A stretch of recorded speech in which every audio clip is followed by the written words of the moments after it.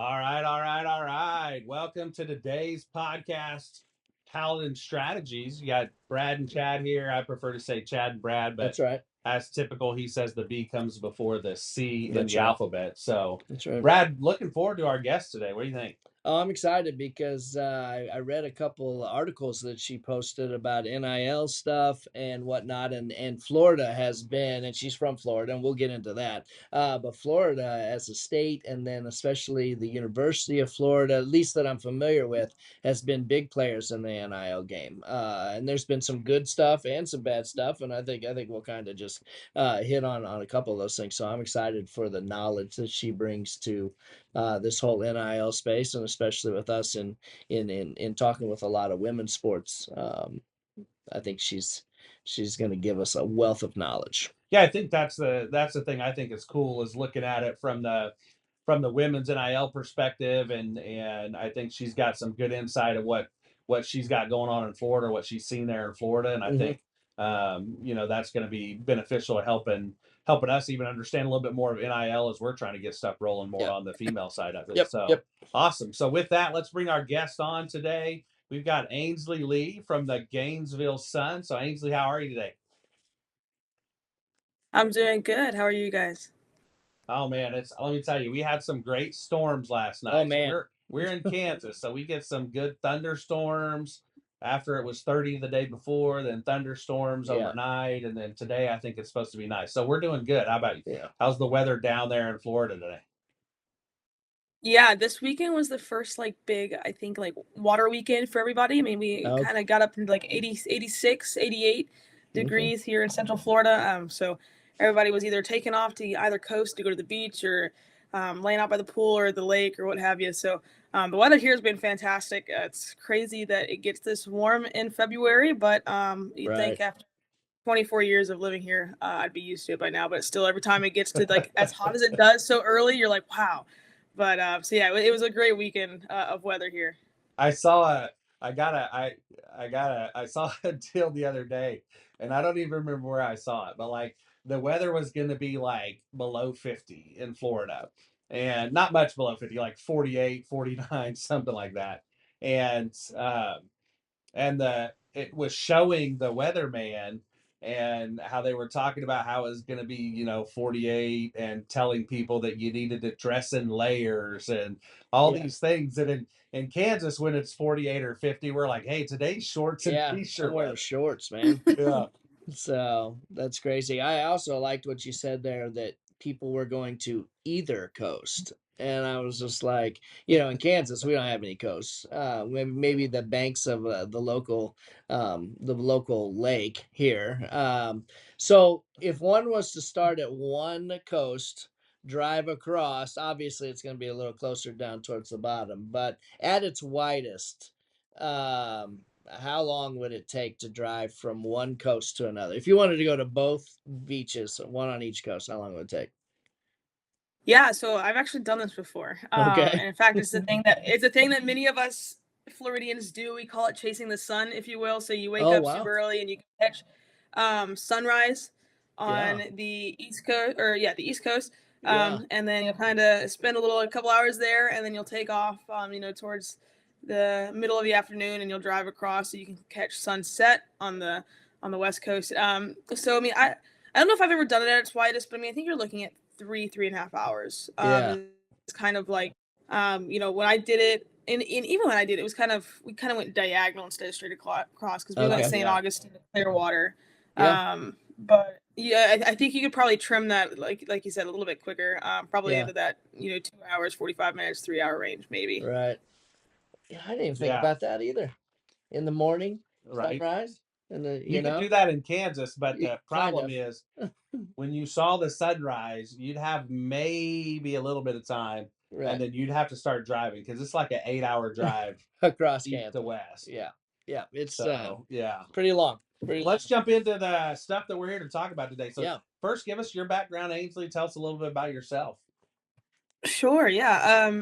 So I grew up a Florida fan. Growing up in the Central Florida area, always wanted to go to school here. Got that opportunity. to get my undergrad degree here. I got it in journalism communications. They had a specialization in sports media, which was right up my alley. So I decided to do that. All through college, I interned or freelanced with the newspaper in my hometown, which is about 45 minutes south of Gainesville, where UF is, and did like all the high school sports there. Had an opportunity to join the Gainesville Sun full time. Didn't think, I mean, it was kind of always my dream paper to work at. So hopped on real quick, and that was in 2021, 2020, 21, 21. I don't know. Those 2 years just kind of all blend together if we remember. For everyone. Yeah. And so I've been here about 2 years now and do all the high school sports. And then, they call it the non-revenue sports for UF. I don't like that term. I cover the women's sports here. Yeah. And so yeah, it's kind of where I'm at. I'm currently getting my master's here at UF as well in sport management. I think when you start in the sports space, specifically media, everybody likes to assume that the goal is to cover professional sports, but that was never an interest of mine. Because the business side of sports always freaked me out a little bit. I just didn't have an interest in it really. And now here we are in the college space where it's all part of it now. It's all part of it. Yeah. It's come with a vengeance too. Yeah. And so have you been in Florida and you talk about the business of it? Have you had any interaction at all with Christy Dosh at all, who's done a lot of stuff on not just NIL, but also, wrote that book, the Saturday Morning Millionaires. And she's got so believe it or not, she's one of my professors. Yes. Oh, nice. Yes. Nice. All right. Yeah. So she does an NIL class here at UF's grad program. And it was a pretty specialized class. And I decided to take it this semester, actually.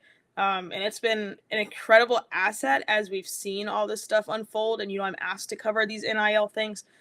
She's been a great resource. The class has been a great resource. So it was really kind of funny how it all worked out. And again, all my advisors saying, hey, like, we have this class. It's going to fill up pretty quick, though, because it's small. Like, she only does one section of it. And so I was able to sneak in there somehow.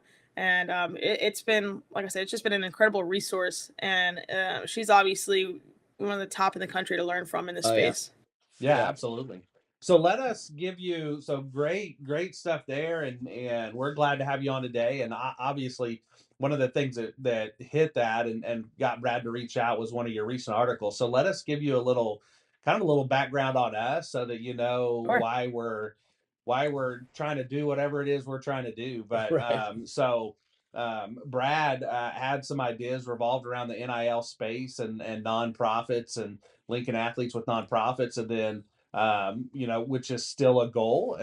We have some interesting nonprofit and professional fundraising laws in Kansas. I think some other states have the same thing. So we had to navigate through around some of that. But in the meantime, we had decided we wanted to make a pivot, and we were looking at stuff that's related to a cause. Like, that's what a paladin is. That's where our name came from, is it's a champion of a cause. And so we were looking at things that we wanted to do that. One of the things that was very easy for us to realize up front when NIL hit was that the men's side of it was just easy. It was easy for the male athletes. They didn't have to, all they had to do was be a good athlete and somebody was going to throw some money their way. Yeah. And so we kind of decided that we wanted to dive into the female side of things. And our original goal was to start three at the same time, but we realized we needed to do one and focus on it. And so we started one of the first female focused NIL, I guess, collectives, if you will, for lack of a better term. We don't like that term. So in the country. And so it's called the Ladies Shock Squad. It's at Wichita State University, and the sole focus is female athletes, right? So our goal is to just try and do deals and enhance opportunities for the female athletes at Wichita State University. And it has been tough. Yeah, it has been extremely tough. And so that's one thing that, reading through your article, that struck with us a little bit. And one of the reasons we want to have a discussion there. So let's dive into some of that a little bit. So tell us a little bit about what just your knowledge, background, experience, what you found as you've dove into the NIL world and started seeing things related to it with college sports. Yeah, so like I said, I mean, just really college athletes making money was something that really made me question. I don't want to say uncomfortable, even though like I didn't know if I was gonna like it because again, just I didn't love that side of the professional sports, right? I mean, I'm not a money person, I'm not a business person. I mean, I just like kids going out there and participating in what they love. Yeah. Yep. And so when this came about, I was like, wow, this is really going to change the dynamic, and obviously it certainly has. Here in Florida, we were the first to do it. And nobody really quite knew what it was going to look like, but we just knew it was going to look different. And so while I kind of figured out, I had to kind of put what I believed and what I felt and what I thought aside, and said, whether I like it or not, or whether we like it or not, this is coming. And so it's important to stay ahead of the curve and really just kind of learn all I could about it. And so tried to be proactive and really dive into this stuff and kind of learn about the actual legislation. But once I realized and saw it kind of work how it was intended to work, and we'll get to that later on. But once I kind of saw the opportunities that it was presenting for some of these other athletes, specifically female athletes who don't have the opportunity to go play professionally after college, or that that opportunity isn't something that many of them can make a living off of. I said, okay, if this is done right, this is going to be really important and really beneficial to a lot of athletes. Yeah. So from that point on, I was like, I'm all for it. And so it was just kind of, then just, it was reporting, right? I mean, that's what I do. And so it was, kind of putting your ear to the ground and just who's getting these deals, how are these deals happening? So here in Gainesville, we have a couple of small businesses who are really great and who kind of, are using college athletes to leverage themselves. The first one that I think of is, I work out frequently. So we've got a protein bar here in Gainesville who is about a year and a half. I think they just celebrated their 1-year anniversary here. And so they saw it as an opportunity to jump on a lot of these athletes and get foot traffic in. And it has worked tremendously for them, right? And I was like, okay, this is how it's supposed to work. And, whether it's just them coming in for a weekend and doing appearances, or, maybe they have their own product named after them, and then, they get a little kickback from each one sold and all that kind of stuff. I was like, this is how it's supposed to work, right? And obviously then the football deals start rolling in. And, here at Florida, it's a different world. And it was just like, whoa, we've got Anthony Richardson, who is Florida's quarterback, who is expected to be drafted very high in this year's draft. He signed a deal with a local car dealership here in Gainesville, and he's a Gainesville bred kid. Okay, so he's from here, and so he's kind of this entire town loves him, and he's a great kid. But he signs a car deal with one of the dealerships here, and so he's getting like a new car like every 6 months or something. Oh wow! At the local Dodge dealership. Right. And like I said, Anthony is one of the best kids I've ever covered.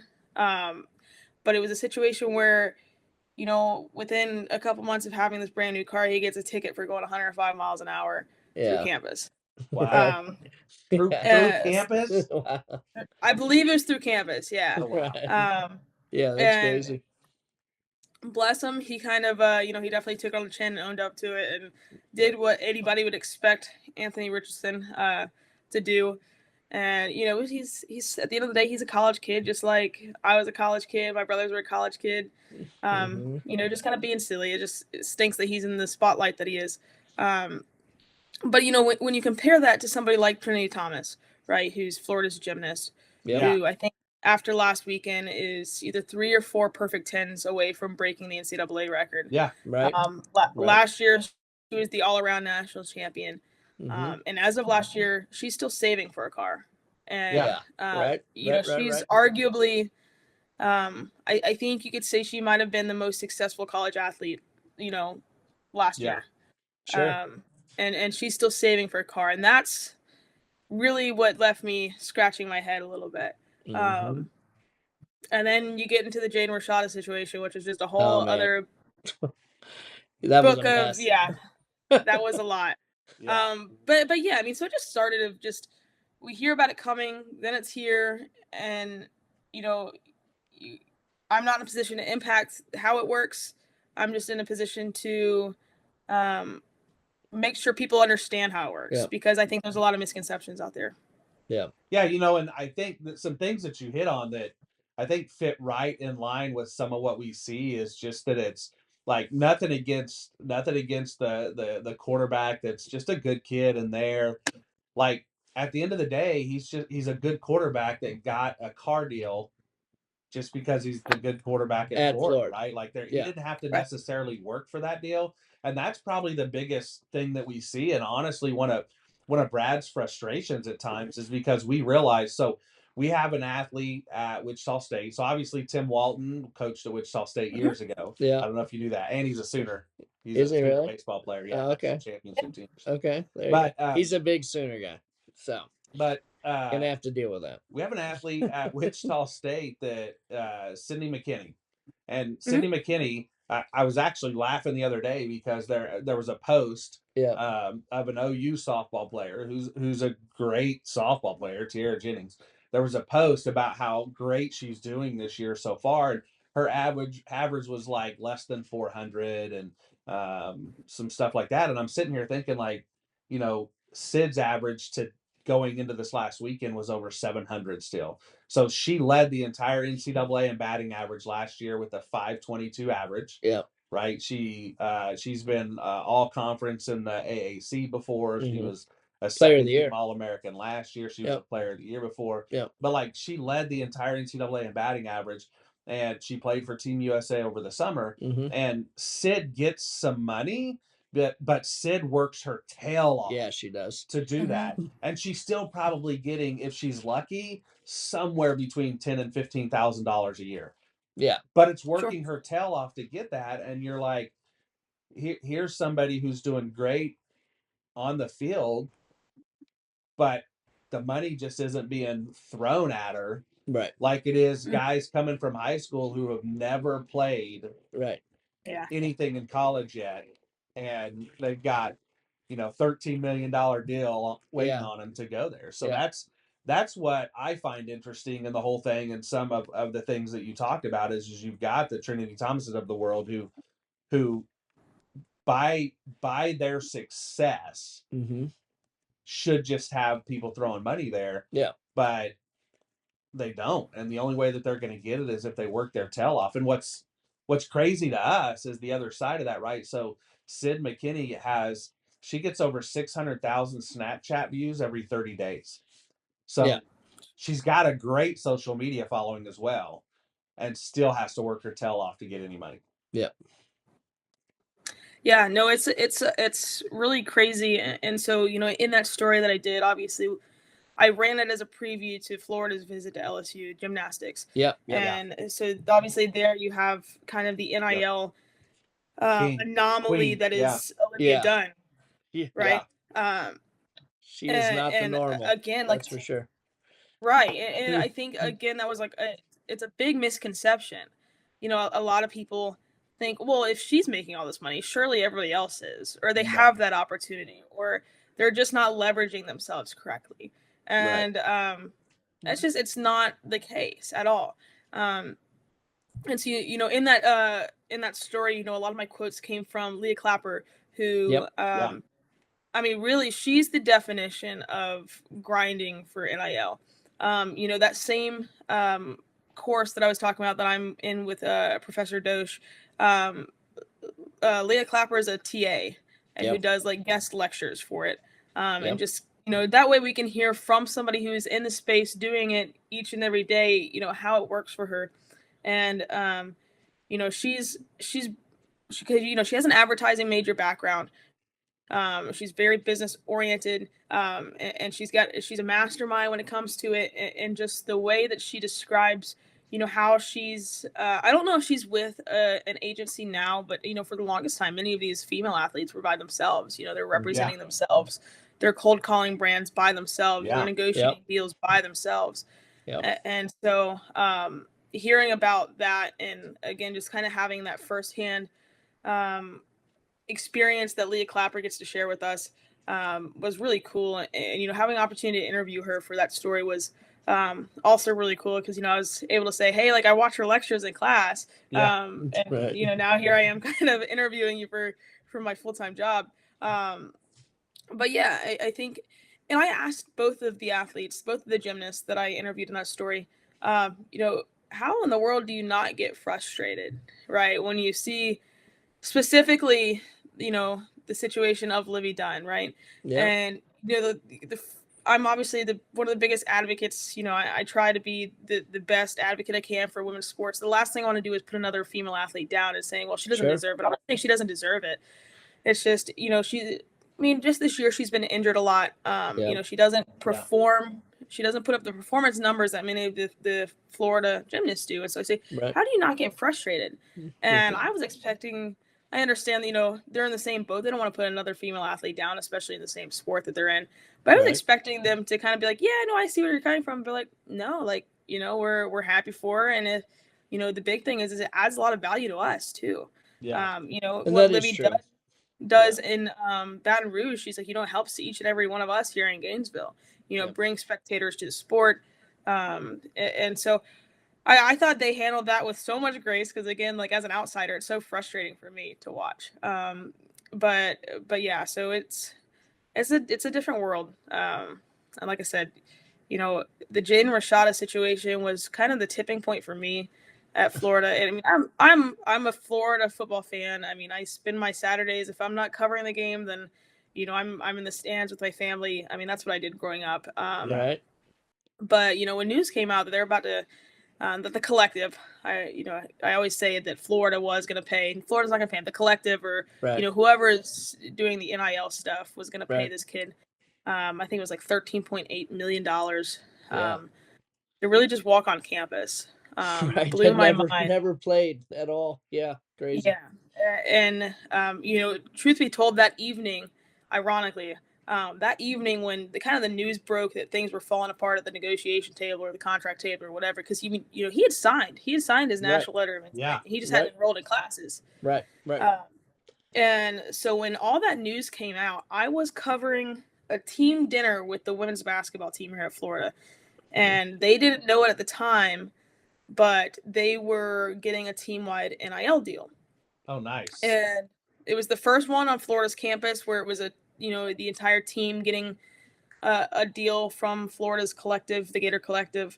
And it was $1,000 each for the entire season. It was nothing crazy, right?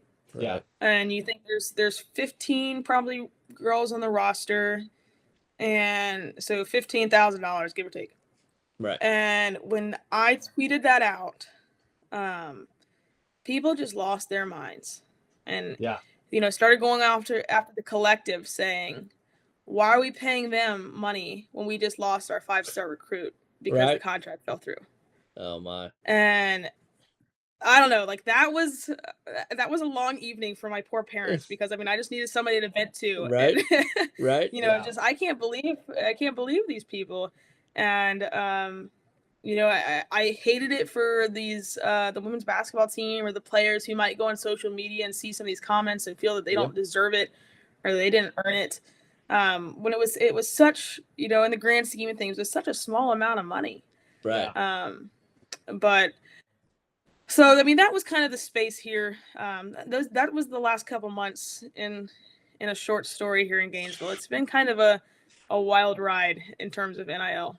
Sure. That's crazy. That's crazy though to hear that. I mean, that's crazy to hear that people are upset that the collective would sign the entire women's basketball team to $1,000 a piece, like 15 grand total. Right. And be mad about that because we lost out on a quarterback that we were going to give 13 million to. And I think that's the frustrating thing for us.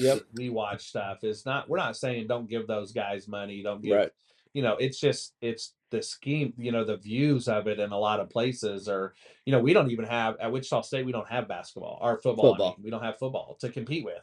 Right. So basketball is the thing there. And baseball. And baseball are the two big things there. And they're they're good and great, but we're trying to, the softball team is definitely not a slouch. No.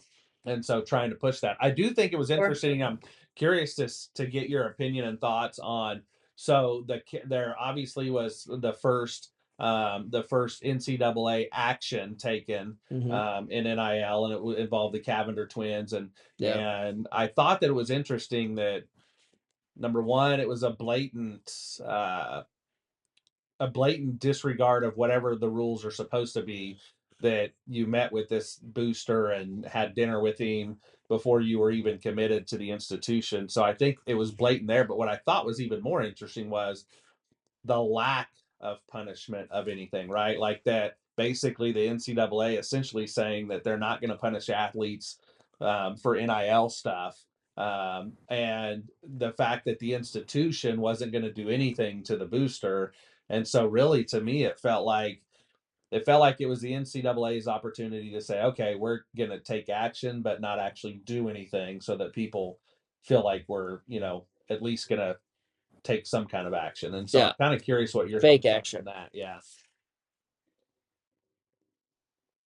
Yeah, that's a situation I haven't paid a ton of attention to. I try not to look at Miami much, right? I'm a Gator, so I was just gonna wonder. I was like, maybe she doesn't want to talk about Miami. No, I know a little bit.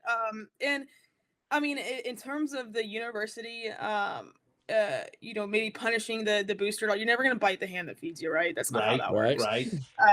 And so I think, especially a booster because it was Ruiz, right?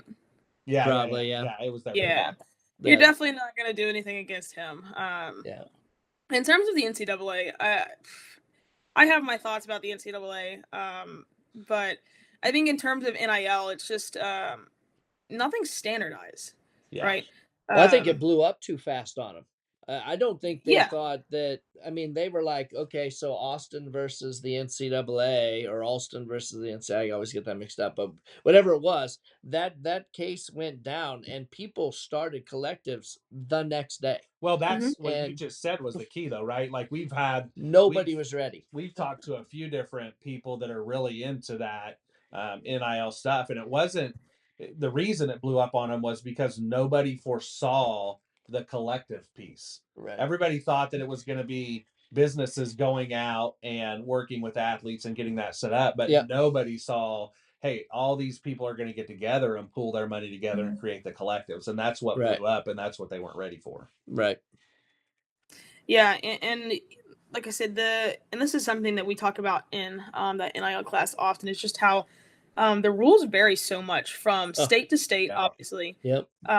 The NCAA's rules are very much listen to your state law. If there's not a state law, listen to your institution, and that's it. Yeah. Right. I mean, essentially. And so then you have, obviously the laws, or the rules rather, vary from institution to institution. Here last week, 2 weeks ago, I can't remember.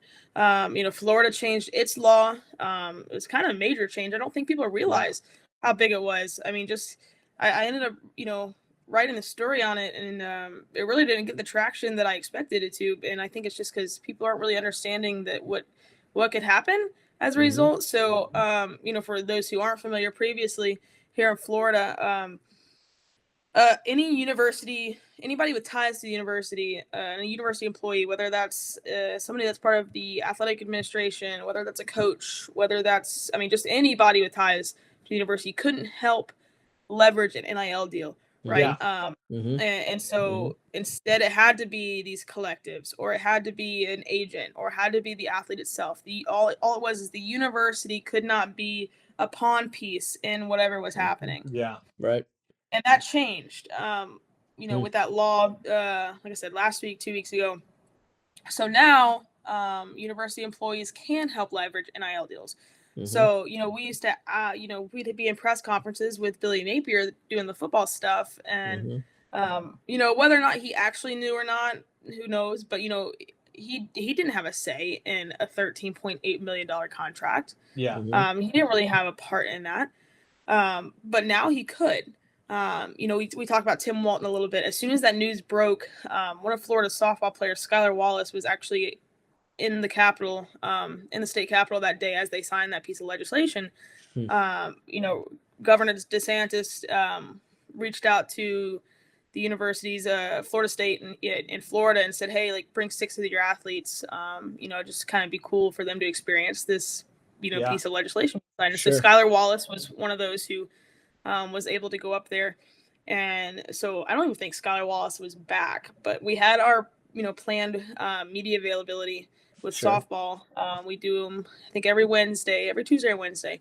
And so I went, and I was the only one there. Typically, that is the case for those midweek ones because, I just really eat it up. And I mean, some of these other reporters have way more than I do, and so I always like to go. And I told Coach Walton, I said, "Hey, I'm gonna throw some kind of wacky stuff at you today," and he's like, "Okay." And he and I just dove into like it was just NIL and his thoughts on it. And really, my question for him was, now you can have a piece in this. So what does that mean for you as a coach? This was, after maybe an hour and a half of the law being signed. So he's like, Ainslie, I don't really know yet. He's like, we were briefed a little bit on what it was going to look like. He says, but I haven't even had time to think about what it would be for me. But here at Florida, they have a director of NIL strategy. I think that's a position we're seeing in a lot of colleges or something similar. And so, his thing was, I'm going to divert all my questions to obviously the director of NIL strategy here. But, Tim being a female college coach for so long, or a coach of female athletics for so long, he sees kind of how it's working. But he loves the opportunity. He loves seeing his players put on camps and clinics. We've seen a lot of Florida softball players do that. Yeah. And from a coaching standpoint, he's like, I love seeing that because you don't realize what you know and what you don't know until you're asked to apply it and teach it to others. Yeah. And so he really likes it. But I guess I kind of diverted away from where I started. But just that piece of law is going to change things, I think, tremendously. And people don't realize that.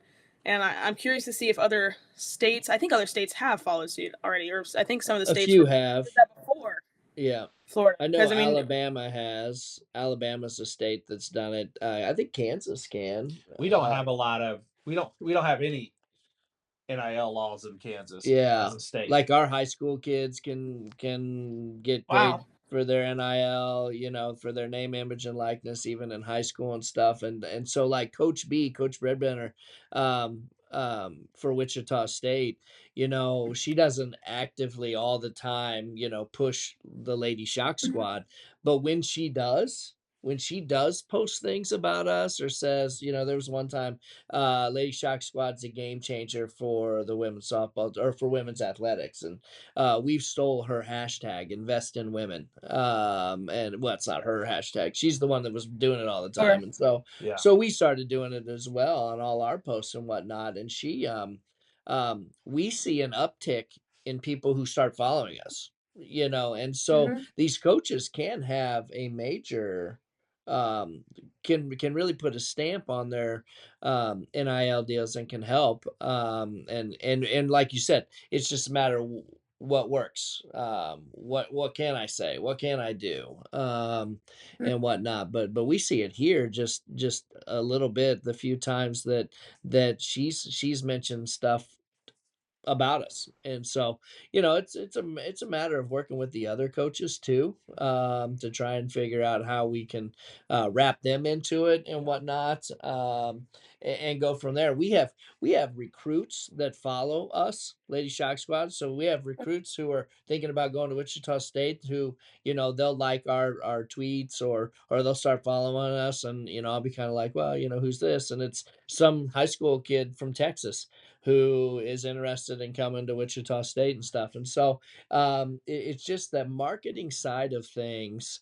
for us, for Lady Shock Squad, the marketing side of things is something we haven't completely mastered yet, I don't think, and understanding, leveraging the coaches, like you said, leveraging a couple other things. So I want to talk a little bit about how do I want to put this? I want to talk a little bit about that. Well, okay, so let me back up. So do you follow On3? Yes. So the NIL Bible, I call it all the time, because they have all those valuations. They do a great job of the articles. In fact, Jeremy Crabtree, who we had on who's a senior editor. He's from up in Kansas City, and he was the one who tweeted something out about your article. And I was like, oh, what's this article say? And I read it, and I was like, man, she is spot on the money, because this is exactly what we're seeing as well. But now they've gone into the NIL valuations as well for women. And you can dive in there and look at stuff for just softball. And here's the top X amount of softball, and they have the NIL 100. Well, the thing that was interesting when we talked with him was, obviously football and men's basketball. I mean, they get those huge deals and whatnot. And it depends on where you're at. The quarterback at Florida, the quarterback at Alabama, the quarterback at USC, the quarterback at Notre Dame. Just by virtue of the position, they're going to get some money, right? But then what was interesting was the third, fourth, and fifth most lucrative NIL sports were, how'd it go? Women's basketball, volleyball, softball. Something like that. And then men's baseball was sixth. So it was interesting to see, and it's been slow, but I think there's going to be a niche at some point and a market for women to advertise, like you said, with the protein bar company. There's going to be that type of thing where these marketing people are really smart, and women follow women and women support women, and they are way better at engagement than men on their social. Not all of them. I mean, there's some that are really good, who have done a good job, but and so my thought is, or my question, I guess, is a long diatribe here, but as you have watched things over the course of the last year and a half or so, do you see the women getting traction a little bit? Yeah, I think so. Yeah. Here in Florida, certainly in a year like we had this year, the football team really didn't do great. Right. Our men's basketball team I think they just fell below 500, I think, this last weekend. Yep. The women's basketball team, unfortunately, has kind of always been, I've kind of called the black eye on campus. They just have never been able to get it together. So they've always yeah. Relative to where everyone else has been, they've always been that black eye that just, right. They're there. But I think they finally have a coach that is going to get them where they need to go. And so I think the collective recognizing that the way they did, and, giving them that deal kind of shows not only that program's heading in the right direction, but that maybe NIL in the women's athletic space is kind of moving in the right direction as well. Good. Obviously here at Florida, softball has always been very strong, really since Walton's been here. And, so a lot of those athletes individually have deals. I believe they recently just signed a team deal. I think it was just I want to say maybe it was just a merch deal with a merchandise company where each of them kind of get their own merchandise line. Right. But, I think athletes like Skylar Wallace is able to really market herself well. I think she's done deals with, I think right now, I think she's got her own, or not her own cleats, but, she's doing some deal with a cleat manufacturer. Wow. Gymnastics has been huge. Not Livy Dunn huge, but, right. a couple of them have had their, I think Savannah Schoner has had her own line of leotards. Trinity Thomas has done, like I said, little deals here and there. I think she did a deal with Amazon, which sounds like it was probably like a blockbuster thing, but it really wasn't. It was just kind of like a one-time thing. And then swimming, believe it or not, has been pretty good for Florida too. I mean, both the men's and the women's swim teams here just won the SEC championship. So they swept the SEC championships, but swimming's one that I think people don't talk about a lot. Emma Wayman she transferred here, and she, I believe, just had her own line of swimwear with Swim, or not Swim Swam. swim outlet. I can't remember. I wrote the story on it, but I can't remember. Right. I got you. I can't remember. So yeah, we are starting to see women's athletes get more get more deals here on campus. But I think that's because here in Florida, I mean, the women's teams have had a really strong, last calendar year, if you will. Okay. I think that definitely helps. Did you see or did you feel like so when you were interviewing Leah and you were looking at putting your article together, this and that, did you see that or feel like that the female athletes, they're not necessarily looking to make millions of dollars. They're looking to, they're looking to be able to buy a car.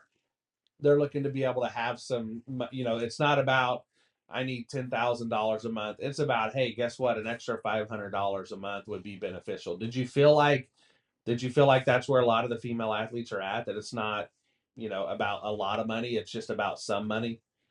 Yeah, absolutely. So like in a situation like Leah Clapper, she's a 5th-year senior. And you have to remember, like, some of these seniors, when they started, this wasn't even an opportunity. So they're just kind of taking it for what it's worth. Yeah. And, they're grateful for the couple of years that they have. And so for somebody like Leah Clapper, or maybe, these, I mean, really just swim's probably the same. Surely, like, our tennis and golf teams, their platform is probably never going to be as big as it is right now. Sure. Right. As Florida Gators. Sure.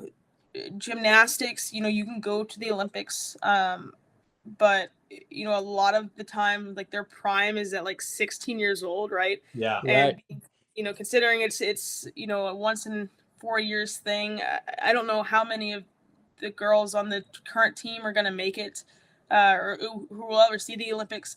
Right.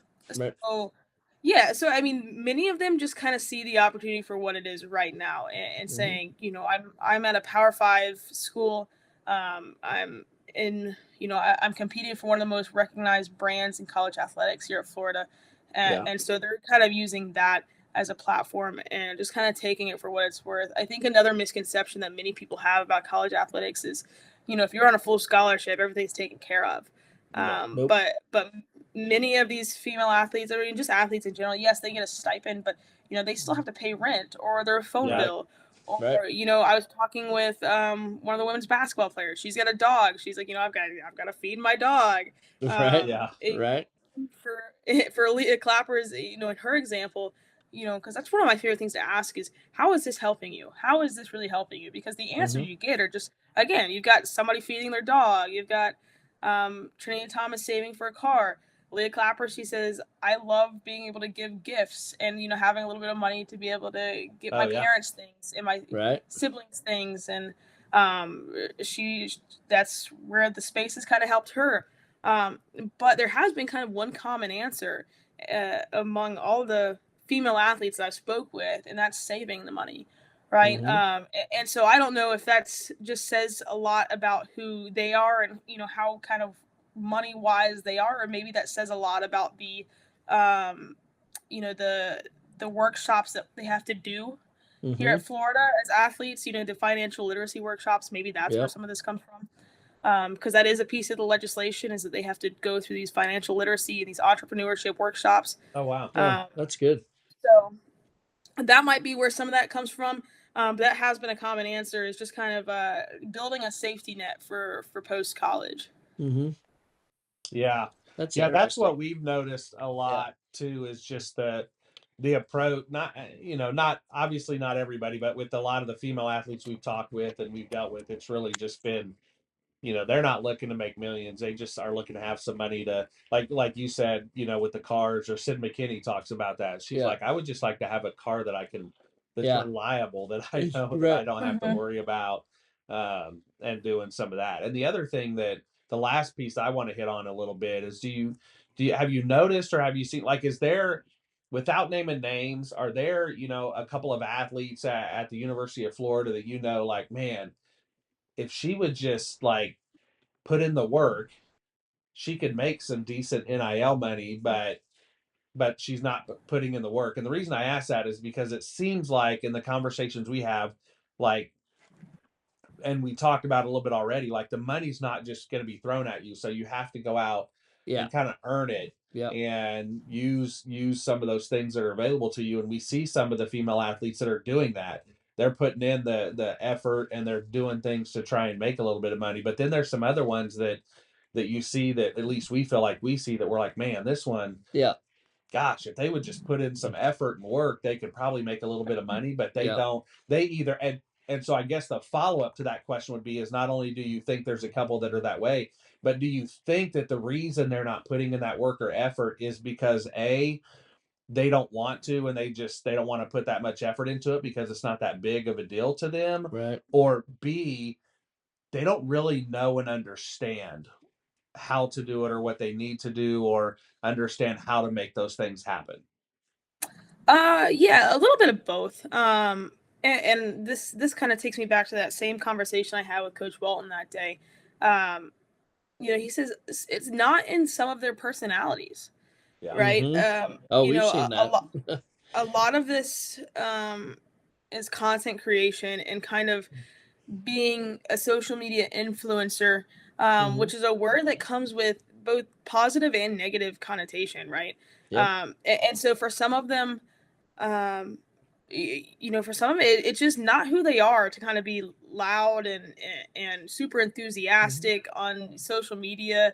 And, I have a couple in my head, and that's not who they are on the field or just in person either. Right. And so I think certainly, there are those examples. But and maybe some of them, they don't care to put in the work, and that's their own decision as well. But I think more so if you see an athlete who isn't doing it, who you feel really could profit from it, I think more times than not you're going to chalk it up to that's who they are as a person. Because I think I was speaking just from Florida here. The resources for personal branding for these athletes is there, right? Sure. Sure. I will say the university does a great job in kind of that space of the professional development of their student athletes here, and being sure to refine who they are off the field, and in just that space, Florida does a great job at that. And so I think if I think about the couple of athletes that I've seen that maybe aren't taking full advantage of this opportunity, I know it's not because they don't have the resources. And considering how good they are, I know it's not because, they shy away from hard work. It's a lot of times it's just simply not who they are. And that's one of the most interesting things about sports, right? Is just how many personalities can make up one collective team or one collective success or one collective mission. So I think that's probably the biggest part of it, is just if it's in your personality, it's in your personality. Like Leah Clapper eats it up. Content creation is who she is. Right. Right. And she'll be the first to tell you, I can't see myself doing anything else. And after talking with her and seeing her at a couple of meets, heck, I can't see her doing anything else either. Okay. Yeah. Right. So right. some of them are just kind of born with it, and some of them aren't. Yeah.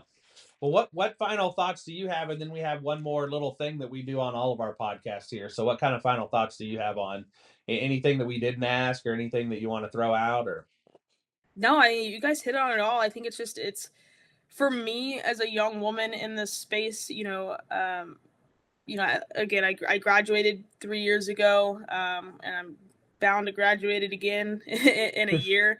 I think it's a super exciting time to be in sports. And I tell, I talk to students a lot, and I talk to classes a lot, and I tell everybody that. I mean, not just as a woman, as a man, as a period, just kind of getting into the sports space right now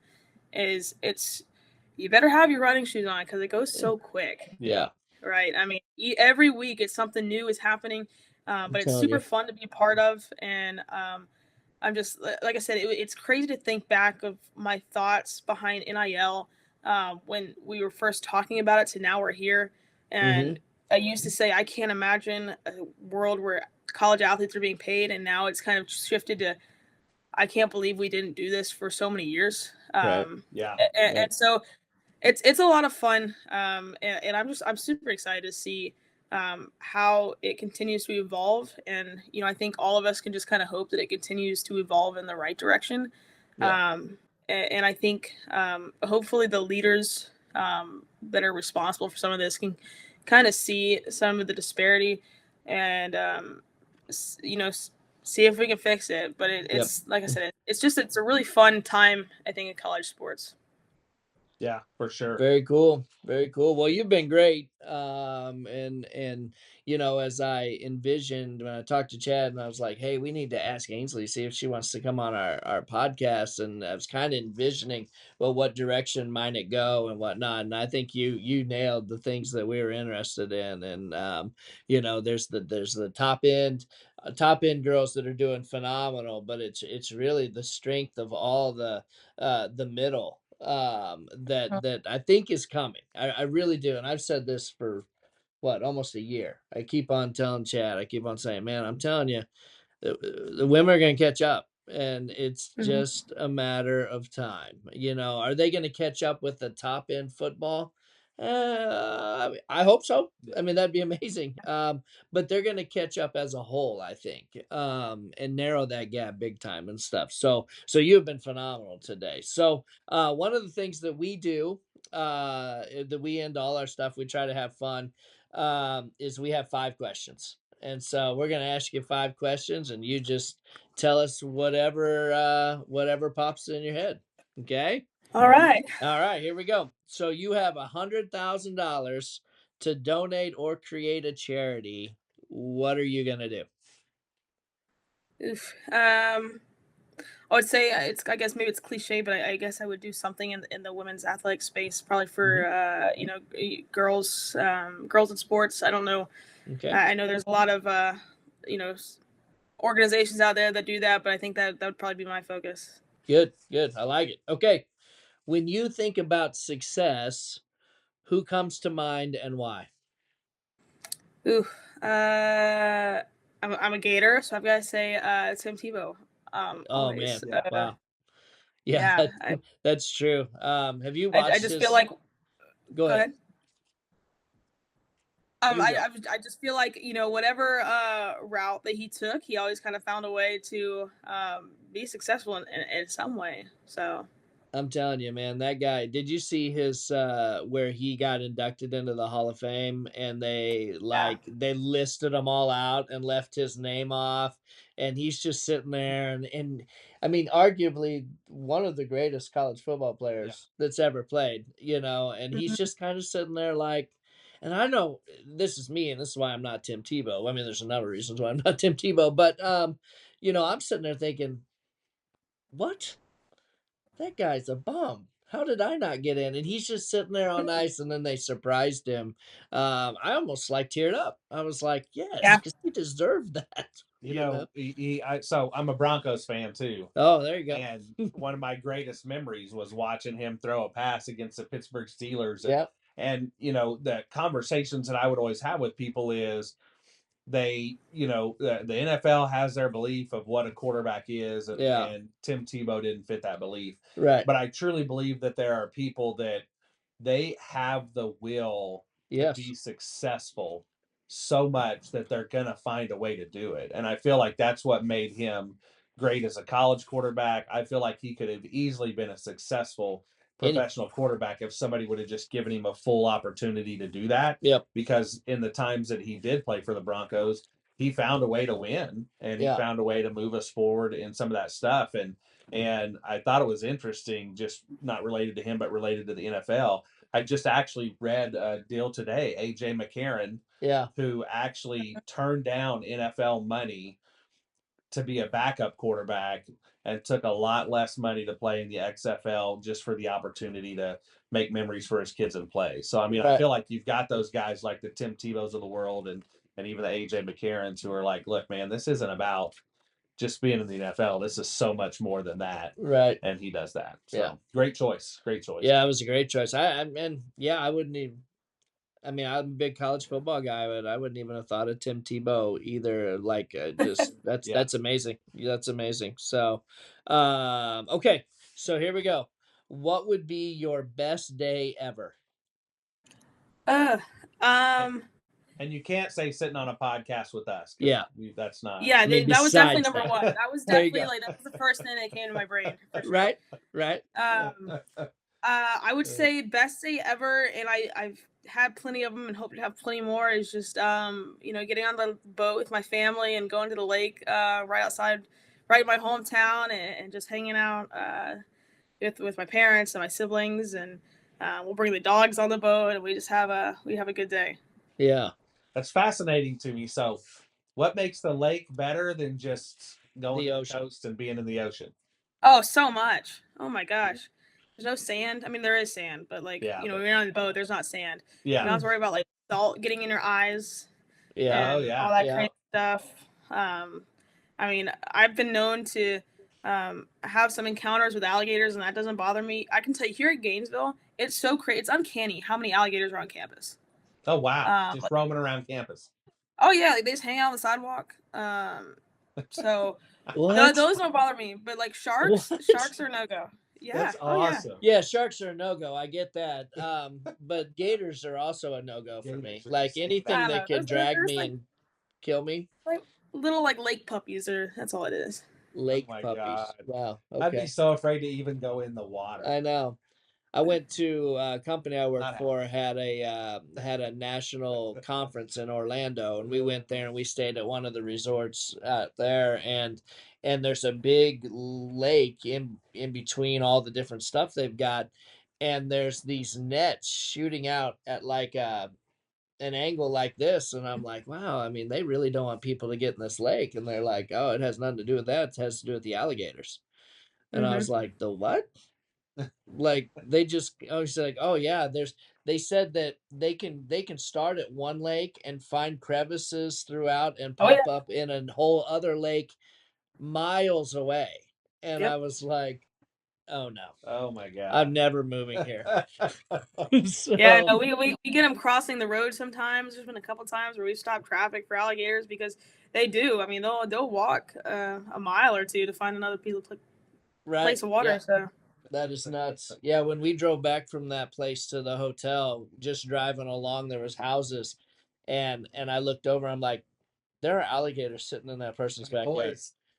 Mm-hmm. I always thought it would be interesting to like see somebody like, you know how you got the dog leash that if the dog runs, like it'll you can let it stretch a little bit and then bring him back. I thought, could you somebody just walking their gator like down the street, like taking the gator? Oh, I bet you someone has. Like that'd be awesome. I bet you someone has. So, oh my God. Okay, 2 more questions. So, which talent would you like to most have?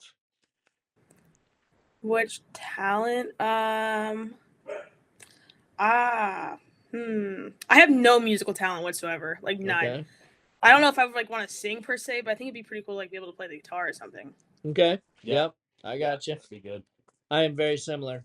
I got a mountain dulcimer, so it's one of those things you can. It's hard to explain, but I got one because I said I always wanted one, and I played it for like a month, and I can play Little Drummer Boy, and that's it. And I'm like, yeah, I'm terrible at this, so I may have to give it away to someone. So here's one of our favorite ones. If there was a sandwich named after you, the Ainslie. Okay. If there was a sandwich named after you, what would be on it? Okay. I think I know the answer to this one. My grandfather used to make these sandwiches growing up. Okay. And we unofficially named it the ABC, but I think officially naming it the Ainslie would work. Okay. So it was bacon, like crispy bacon. It's gotta be crispy. Perfect. We got it so far. Really thin sliced Granny Smith apples. Okay. Okay. And then some sharp cheddar cheese. Okay. And a little bit of mayonnaise. Interesting. I know. My taste palette's just kind of going all kinds of different directions, and I'm a big foodie. I love food. Yeah, but I think the key is I'm assuming when you say thinly sliced, like you're talking like thinly sliced Granny Smith apples. I mean, not like see-through thinly sliced, but no, you know. But not like not a whole chunk of apple there.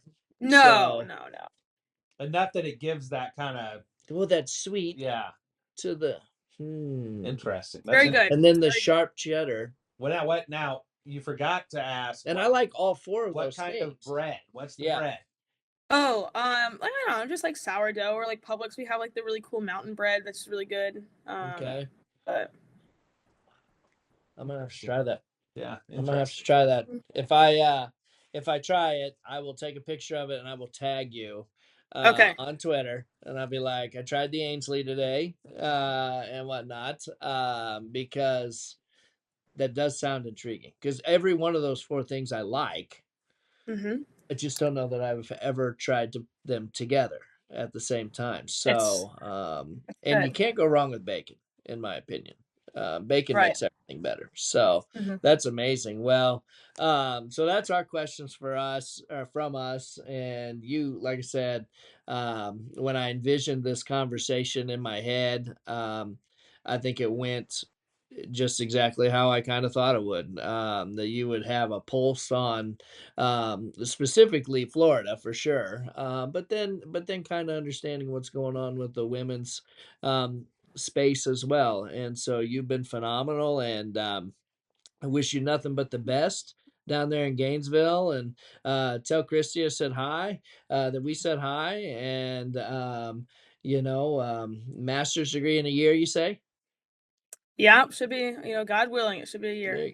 There you go. Well, that's amazing. So, well, Chad, anything to add? No, I think thanks for being on. That was great, and we're always looking for things that will enlighten us in just college athletics and the NIL world overall. Yep. And sometimes it's just to confirm some of our beliefs, and sometimes it's to learn more. And I think we were able to do both of that today. So definitely appreciate you being on. All right. Yeah, well, I thank you guys for having me, and I appreciate it. And hopefully you guys have a really fun spring over there, softball, baseball, and it's a great time of the year. So. Yes, it is. Yes, it is. All right, Ainslie Lee with the Gainesville Sun. We appreciate you stopping by.